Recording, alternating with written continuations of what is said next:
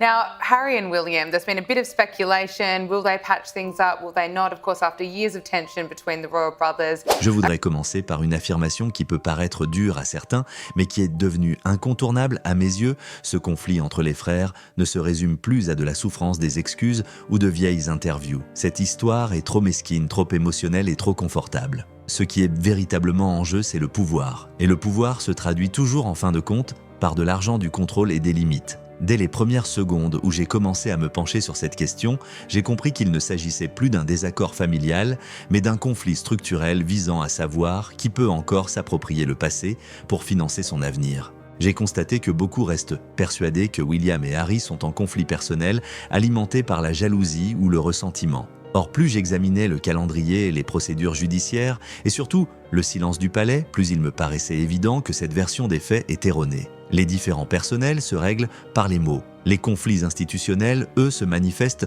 dans les documents, les fiducies et les clauses.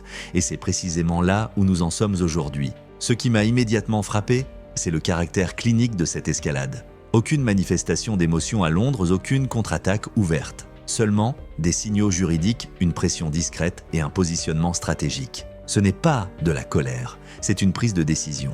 Et une prise de décision à ce niveau n'intervient que lorsqu'on a conclu qu'une limite a été définitivement franchie. Je me pose une question dérangeante: à quel moment un fils devient-il un fardeau? Non pas moralement, mais institutionnellement. Non pas en tant que personne, mais en tant que facteur. Pour moi, c'est là le nœud du problème. William ne voit plus Harry comme son frère, mais comme un élément susceptible de fragiliser la stabilité, la réputation et l'avenir d'un système. Et les systèmes ne réagissent pas avec empathie, mais avec contrôle. L'argent n'est pas un détail, ici c'est le champ de bataille. L'héritage de Diana a toujours été présenté comme sacré, presque intouchable, quelque chose d'extérieur aux intrigues de palais. Mais cette image reposait sur la confiance que l'argent servirait l'objectif visé. Dès que cette confiance s'évapore, le statut du capital change. Il cesse alors d'être un droit, mais une obligation. Et les obligations peuvent être retirées. J'ai constaté que cette prise de conscience avait modifié ma propre perspective. Au lieu de me demander si Harry avait droit à cet argent, j'ai commencé à m'interroger: qu'advient-il de cet argent une fois sorti de son contexte initial? Qui en profite et surtout qui est en danger? Ce ne sont pas des questions morales mais stratégiques. Et les questions stratégiques constituent précisément le terrain dans lequel William évolue. Le plus troublant, c'est que cette bataille se déroule à un moment où Harry pensait sa situation financière à l'abri. L'héritage lui servait de filet de sécurité, l'ultime garantie de son indépendance vis-à-vis de l'institution qu'il avait quittée.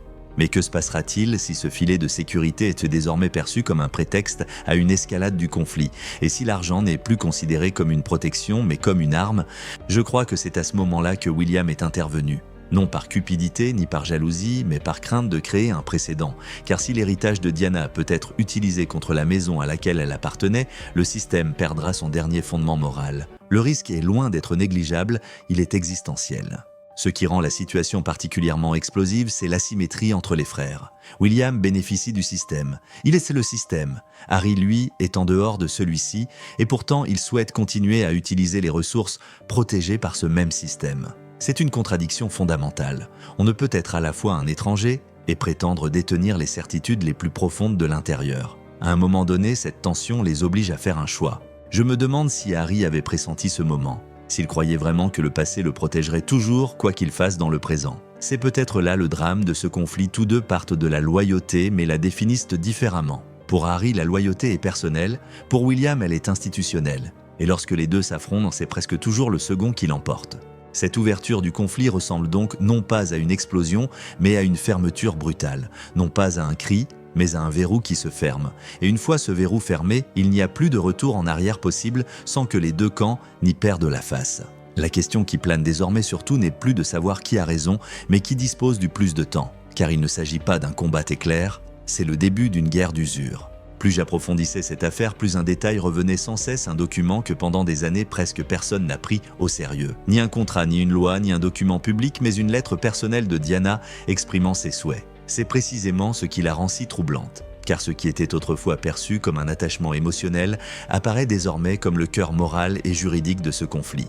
Pour moi, c'est le moment où le sentiment se mue en pouvoir. J'ai dû me rappeler comment cette lettre avait été décrite pendant des années comme quelque chose de doux, presque de tendre. Une mère qui tente de guider ses fils et non un avocat qui leur tend un piège. C'est précisément pour cela que sa réinterprétation est si choquante. Que change-t-il lorsqu'un souhait est soudainement perçu comme une limite, lorsque l'espoir est interprété comme une condition? Il ne s'agit pas d'un petit changement, c'est un changement de paradigme. Ce qui me fascine, c'est que cette lettre n'a jamais été destinée à servir dans un conflit. Elle a été écrite en toute confidentialité avec l'espoir que son esprit serait respecté et non soumis à un examen juridique. Or, la confiance ne peut durer que tant que toutes les parties adhèrent au même accord moral. Dès que l'une d'elles s'en écarte, le statut de ce document change. Il cesse alors d'être un simple souvenir, mais une référence. J'ai commencé à comprendre pourquoi William recourt à cette méthode. Non pas par ruse juridique, mais par besoin d'un fondement moral qui transcende son propre jugement. En invoquant les paroles de leur mère, il intensifie le conflit. Il ne s'agit plus d'opposer sa volonté à celle de Harry, mais de savoir si Harry agit toujours conformément aux souhaits de Diana. C'est un revirement dévastateur. Comment se défendre contre l'interprétation des paroles d'une mère décédée? Comment contester ses intentions sans perdre toute crédibilité morale? Je ne vois pas cela comme une coïncidence, mais comme une escalade délibérée. William sait qu'il ne peut pas gagner ce conflit en opposant les émotions les unes aux autres. Il ne peut gagner qu'en changeant de perspective. Et cette perspective est désormais loyauté contre trahison, protection contre exploitation. Je me suis demandé si c'était juste. Est-il légitime d'utiliser une lettre de vœux comme une arme morale? Mais plus j'y réfléchissais, plus je me rendais compte que la question était peut-être mal posée. Dans ce genre de famille, la frontière entre moralité et pouvoir est floue. Tout ce qui n'est pas fait implique une attente. Le problème ne se pose que lorsque cette attente est ignorée tandis que l'on s'approprie les avantages. L'interprétation de William semble au cœur de sa démarche à la fois claire et cohérente. L'héritage était destiné à soutenir, non à saper. À garantir la liberté, non à financer une guerre. Dès lors que l'argent est utilisé contre l'institution que Diana s'efforçait de protéger et de réformer, la nature de cet héritage se trouve altérée. Il devient autre chose que ce qui avait été prévu, et ce qui est utilisé à des fins autres que celles prévues peut faire l'objet d'un réexamen. Ce qui fait la force de ce document, c'est précisément son imprécision. Il ne prévoit aucune sanction explicite, aucune clause d'exclusion, mais il offre une orientation morale. Et en droit, notamment dans le cadre des trusts aristocratiques, une orientation suffit parfois. Les administrateurs ont la latitude d'interpréter, de peser le pour et le contre, de faire une pause. C'est précisément là que ce conflit se situe désormais, non pas devant un tribunal, mais dans la zone grise du pouvoir discrétionnaire. Je ne peux m'empêcher de penser à l'impact psychologique que cela a sur Harry. Toute sa sécurité reposait sur l'idée que cet argent était hors de portée intouchable, hormis la couronne, hormis son frère. Le fait que cette sécurité soit désormais ébranlée par les paroles de sa mère donne à ce conflit une dimension existentielle. Cela touche non seulement ses finances, mais son identité même. Car si même cela n'est plus sûr, que lui reste-t-il? Pour William, c'est tout le contraire. En activant cette lettre, il se positionne non pas comme un adversaire de son frère, mais comme l'exécuteur d'une dernière volonté. C'est une position de force. Elle le protège en partie des accusations de dureté ou de jalousie. Il peut affirmer « Je n'agis pas par colère, mais par devoir ». Quant à savoir si c'est entièrement sincère, je ne m'y opposerai pas. Mais stratégiquement, c'est un coup de maître.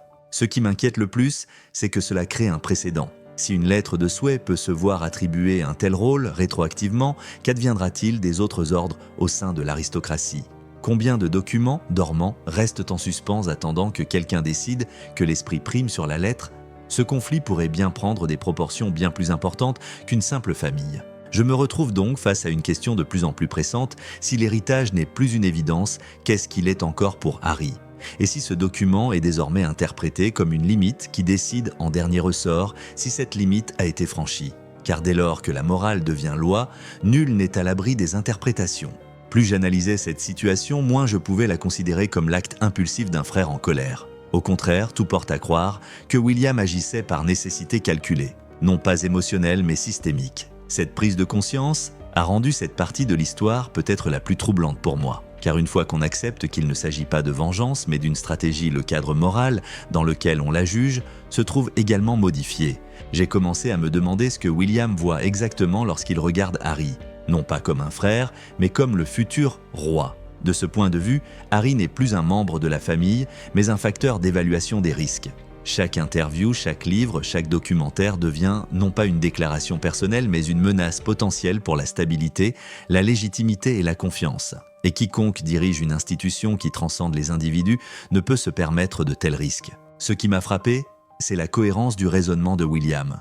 Il n'a pas coupé les vivres à Harry lorsqu'il est parti. Au contraire, il lui a laissé une marge de manœuvre. Une marge de manœuvre pour se recentrer, pour retrouver le calme, pour prendre de la distance. Mais selon lui, Cette marge n'a pas servi à apaiser les tensions, mais à les exacerber. À un certain point, la patience se mue en négligence. Et la négligence, surtout au sein des structures de pouvoir, est perçue comme un échec. Je me pose la question où s'arrête la protection et où commence la complicité. Pour William, ce point semble avoir été atteint. S'il croit que l'argent de leur mère sert à endommager la maison dont il est censé être le gardien, alors l'inaction devient presque immorale. Dans cette optique, ces actes ne sont pas durs mais inévitables. La dureté n'est parfois que la forme que prend la responsabilité. Ce qui rend cette phase si poignante, c'est que William n'a rien à y gagner matériellement.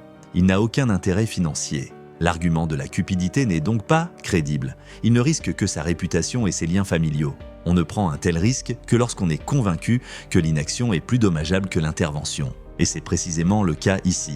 J'ai également remarqué que l'attitude de William s'inscrit dans une tendance plus générale. Il s'est toujours positionné comme un gardien des limites. Moins loquace que son père, moins idéologique que son frère, mais constant. Là où Harry s'affranchit pour se libérer, William préserve pour éviter l'effondrement. Ce contraste n'est pas un hasard, mais une caractéristique de caractère. Et le caractère se traduit en stratégie dans les moments de crise. Pour Harry, cette intervention est sans aucun doute vécue comme une trahison. Mais je me demande si William ne la perçoit pas comme une tentative de protection de la dernière chance. Protection de l'héritage, certes, mais peut-être aussi de Harry lui-même.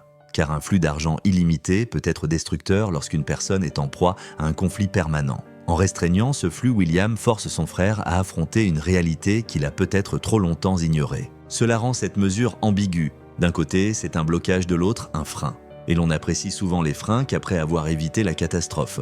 Ou à l'inverse, on les aborde car ils brisent l'illusion de liberté. Je me demande si Harry parviendra un jour à le percevoir ainsi. Ou si la distance émotionnelle est désormais trop grande pour qu'il puisse distinguer l'intention de l'attaque. Ce qui me frappe personnellement, c'est la façon dont cette décision semble anéantir le dernier lien de confiance entre les frères. L'héritage de Diana a toujours été un terrain neutre, le seul à être préservé des rôles, des titres et des devoirs. Le fait que ce même héritage soit désormais exploité révèle toute la profondeur du conflit. Quand même ce qu'il y a de plus sacré est mis en jeu, plus rien n'est épargné.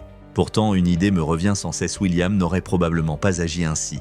Mais diriger, c'est souvent choisir le moindre mal. De son point de vue, laisser des millions de personnes affluer dans un environnement imprévisible, juridiquement complexe et fortement médiatisé représente un risque qu'il ne peut justifier. Surtout s'il pense que les générations futures en subiront les conséquences. Je me demande comment ce moment sera perçu plus tard. Comme un acte de froideur ou comme une intervention nécessaire, cela dépendra de la suite des événements. Si Harry profite de ce blocage pour reconsidérer sa position, cela pourrait marquer le début d'un nouvel équilibre. S'il l'aperçoit comme l'incarnation même de l'hostilité, alors la rupture est définitive. Et c'est peut-être précisément le pari qu'il prend. Ce qui est certain, c'est que William a franchi une limite irrémédiable. Il a choisi le devoir plutôt que les liens du sang, la justice plutôt que les sentiments. La question qui plane désormais surtout est de savoir si Harry est prêt à accepter cette réalité ou s'il continuera à se battre contre un mur toujours plus haut.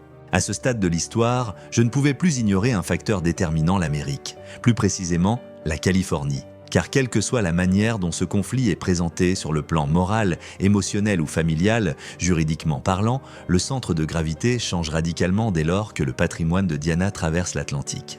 Le débat prend alors une toute autre dimension. Il ne s'agit plus seulement de frères ou d'héritage, mais de juridiction, de biens matrimoniaux et de risques irréversibles. Et c'est précisément là que je comprends pourquoi William s'est alarmé. J'ai étudié en détail le fonctionnement des successions dans le système britannique et ses différences radicales avec le système américain. Au Royaume-Uni, les héritages y sont généralement gérés de manière strictement séparée, même au sein du mariage. En Californie, en revanche, un principe strict s'applique dès que des biens privés sont mêlés aux biens du ménage, un régime de communauté de biens est créé. L'argent utilisé pour l'acquisition d'un logement, la sécurité, les frais juridiques ou les dépenses courantes peut perdre son statut de bien commun. Il ne s'agit pas d'une hypothèse, mais d'un principe de jurisprudence établi. Pour William, c'est un véritable cauchemar. Non pas qu'il en veuille à Harry son argent, mais parce qu'il doit envisager des scénarios que personne n'ose évoquer ouvertement. Que se passera-t-il si le mariage est mis à rude épreuve ? Que se passera-t-il si des poursuites judiciaires sont engagées ? Que se passera-t-il si l'argent de Diana, destiné à sa lignée, fait l'objet d'une décision de justice américaine ? Dans ce cas, il ne s'agit plus d'un bien familial, mais d'un bien légal. Et cette différence est fondamentale. Je crois que beaucoup sous-estiment à quel point ces préoccupations touchent profondément quelqu'un qui a été élevé dans l'idée que l'histoire doit être protégée. Pour William, il est impensable que des bijoux, des archives ou des fonds directement liés à sa mère puissent un jour faire l'objet d'une action civile à Los Angeles. Non pas par mépris pour l'Amérique, mais par peur de perdre le contrôle. Une fois ce contrôle perdu, il n'y a plus de retour en arrière. Ce qui rend la situation particulièrement complexe, c'est que cette menace est totalement indépendante des intentions. Même si Harry est animé des meilleures intentions, la réalité juridique pourrait être tout autre. Des travaux de rénovation, un compte joint, un investissement, cela pourrait suffire à briser le mur de protection. C'est précisément pourquoi je ne perçois pas les actions de William comme étant émotionnelles, mais préventives. Il ne cherche pas à gagner un conflit, il cherche à éviter une catastrophe. Je me pose la question: que ferais-je à sa place? Attendrais-je que la situation se dégrade ou interviendrais-je tant qu'il est encore possible d'agir? De ce point de vue, ce blocage ne paraît pas cruel, mais rationnel. Il est plus facile de s'attirer les foudres de quelqu'un que de récupérer un droit auquel on a déjà renoncé légalement. Et en matière d'héritage, une règle d'or s'applique mieux, vaut prévenir que guérir. Cela modifie également l'équilibre moral. Il ne s'agit plus de restreindre la liberté, mais de protéger une frontière, celle entre patrimoine privé et exploitation publique, entre histoire familiale et réalité commerciale. William semble craindre que cette frontière ne soit déjà dangereusement ténue. Et une fois franchie, ce ne sera pas Harry qui en subira les conséquences, mais les générations futures. Je trouve que cette prise de conscience explique beaucoup de choses. Le moment choisit la fermeté, la volonté de risquer une atteinte à la réputation. Il ne s'agit pas d'une réaction impulsive à une interview ou à un livre, mais d'une intervention structurelle pour empêcher que le passé ne soit englouti par une juridiction où la tradition n'a aucune valeur. La Californie ne s'intéresse pas aux origines, mais au contrat, non pas à l'intention, mais à la propriété. Pour quelqu'un comme William, c'est un pari inacceptable. Ce qui me révolte particulièrement, c'est que Harry soit allé en Amérique précisément pour reprendre le contrôle de sa vie. Et voilà que ce même pays devient la raison pour laquelle son autonomie financière est remise en question. Ici, la liberté a un prix qui pourrait être plus élevé qu'il ne l'avait imaginé. La question est de savoir s'il sera un jour capable de le voir ainsi ou s'il le percevra uniquement comme une attaque. Au terme de cette section, une conclusion s'impose: tant qu'Harry vivra en Californie, cette menace persistera. Même si l'argent était débloqué demain, le risque ne disparaîtrait pas. Ce conflit n'est donc pas temporaire mais structurel. Or, les conflits structurels se résolvent rarement par un compromis. Ils aboutissent à une redéfinition des droits de propriété et des conditions de ces droits. La question qui se pose désormais n'est pas de savoir si William va trop loin, mais s'il avait seulement le choix. Car une fois l'héritage devenu territoire américain, il sera à jamais soustrait au cadre moral qui a présidé à sa création. Et c'est peut-être précisément ce qu'il cherche à éviter à tout prix. À partir de ce moment, je ne pouvais plus dissocier la situation financière de la pression émotionnelle que subissait désormais Harry. Tout convergeait vers la même conclusion: sans l'argent des Spencer, sa situation devenait précaire. Non pas moralement, mais concrètement. Une précarité qui ronge lentement, qui restreint les choix et aiguise les comportements. Et c'est précisément ce qui rend cette phase si explosive. Car ici, l'argent n'est plus un réconfort, mais de l'oxygène. J'ai analysé les chiffres, les contours de sa vie hors du tribunal, et le tableau s'est précisé. L'indépendance a beau paraître romantique à ce niveau, elle a un coût exorbitant. La sécurité à elle seule engloutit des millions chaque année. Procédures judiciaires dans plusieurs pays, équipes de communication et de relations publiques, déplacements personnels, frais immobiliers. Il ne s'agit pas de dépenses accessoires, mais de coûts fixes. Lorsque ces coûts fixes se conjuguent à des revenus incertains, le stress s'installe. Et le stress transforme les individus. Ce qui m'a le plus frappé, c'est à quel point le modèle financier d'Harry repose sur la continuité. Non pas sur un succès ponctuel, mais sur un flux constant d'attention, d'accords et de notoriété. Ce modèle est fragile car il dépend de la volatilité des marchés. Les accords de diffusion sont revus, les contrats sont durcis et l'intérêt du public évolue. Dès que l'engouement retombe, la structure des coûts reste inchangée. Et c'est précisément là que réside le problème. Je me demandais dans quelle mesure Harry lui-même avait anticipé cela. Peut-être supposait-il que l'héritage resterait son filet de sécurité quoi qu'il arrive. Une sorte de garantie tacite lui permettant de prendre des risques. Mais si ce filet de sécurité disparaît ou est gelé, la donne change du tout au tout. Les risques deviennent alors des menaces existentielles. Chaque décision devient alors urgente. Ce qui exacerbe cette pression, c'est la rareté des alternatives. Un retour au système qu'il a publiquement rejeté est peu probable. Parallèlement, la voie commerciale exige des discours toujours plus extrêmes pour rester pertinente. C'est une spirale dangereuse. Car plus les enjeux sont importants, plus les dégâts seront grands en cas d'échec. Et sans réserve financière, les possibilités de redressement sont minimes. Je ne peux ignorer l'impact psychologique de cette situation. L'insécurité financière tend à exacerber les conflits et à accroître la méfiance. Depuis la Californie, chaque action de William sera perçue comme hostile, chaque restriction comme une oppression. Cela complique la réconciliation au lieu de la faciliter. L'argent n'est pas une fin en soi, mais un catalyseur de polarisation accrue. Parallèlement, je comprends comment cette pression pourrait acculer Harry. Lorsque les ressources se raréfient, la tentation de repousser les limites s'accroît. Révélation supplémentaire, accusation plus acerbe, nouveau format. Pas forcément par choix, mais parce que cela semble être la seule issue. C'est précisément le scénario que William semble vouloir éviter. Ironiquement, le blocus censé enrayer l'escalade pourrait bien l'accélérer. Je me demande si cette situation était inévitable. Aurait-elle pu être différente peut-être? Mais seulement si les deux parties avaient été disposées à établir dès le départ de nouveaux accords concernant les limites, l'usage et les responsabilités. Ce moment semble révolu. Désormais, chaque geste est interprété avec méfiance. Et la méfiance est un mauvais fondement pour des accords financiers. Ce qui rend cette phase si poignante, c'est que l'identité d'Harry a longtemps été liée à l'idée de liberté. Liberté face aux protocoles, aux contrôles, aux rôles imposés. Mais une liberté sans filet de sécurité se mue rapidement en vulnérabilité, et la vulnérabilité en attitude défensive. C'est ce que je vois se produire ici. La pression financière n'est pas seulement un problème pratique, mais un défi existentiel au récit qu'Harry se fait de lui-même. Je pense aussi aux enfants dans toute cette histoire. Paradoxalement, l'argument de William les présente comme une raison de les protéger. L'argent devrait être disponible plus tard et non disparaître maintenant. Cette façon de présenter les choses place Harry dans une position délicate, qui s'opposerait à une mesure qui prétend agir dans l'intérêt supérieur de la prochaine génération. Comment contrer un discours qui vous dépeint comme un danger pour vos propres enfants?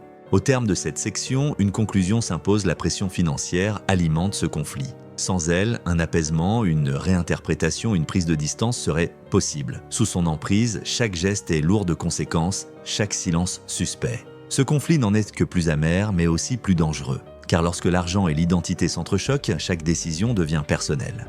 La question qui se pose désormais inévitablement est celle de la durée de cette situation. Combien de temps peut-on vivre dans un modèle de plus en plus coûteux et précaire? Que se passera-t-il lorsque cette incertitude atteindra un seuil critique? La réponse déterminera la suite des événements et l'éventualité d'une autre issue qu'une aliénation accrue. En y réfléchissant, je ne vois pas un conflit passager, mais une profonde rupture morale que la bonne volonté seule ne saurait combler. Il ne s'agit plus d'argent en soi, mais de ce qu'il représente, la reconnaissance, la légitimité, le lien. L'héritage de Diana est le dernier symbole tangible que William et Harry partageaient encore inconditionnellement. Le fait que ce symbole même soit devenu un champ de bataille en dit long sur la profondeur du fossé qui s'est creusé.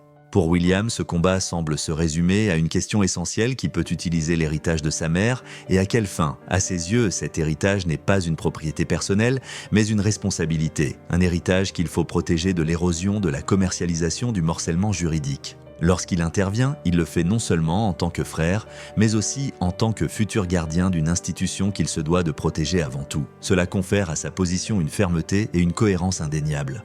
Pour Harry, c'est différent. L'héritage n'est pas pour lui un symbole abstrait, mais une sécurité affective. La preuve ultime que malgré tout, il a encore droit à quelque chose qui dépasse les titres et le pouvoir. Que cela soit remis en question est sans doute vécu comme un déni existentiel, non seulement de ses propres choix, mais aussi de sa place dans l'histoire de sa mère. Et c'est ce qui rend ce conflit si intense. Les deux frères agissent par loyauté, mais selon des principes diamétralement opposés. Ce que je vois se dessiner, c'est une situation où le compromis devient quasiment impossible. Si William cède, il risque de créer un précédent qu'il ne pourra plus contrôler. Si Harry cède, il reconnaît implicitement que sa liberté reste tributaire du système qu'il a rejeté. Les deux parties perdront la face en cédant. C'est précisément pourquoi je m'attends à ce que ce combat se poursuive non pas publiquement, mais dans les sphères juridiques, financières et symboliques.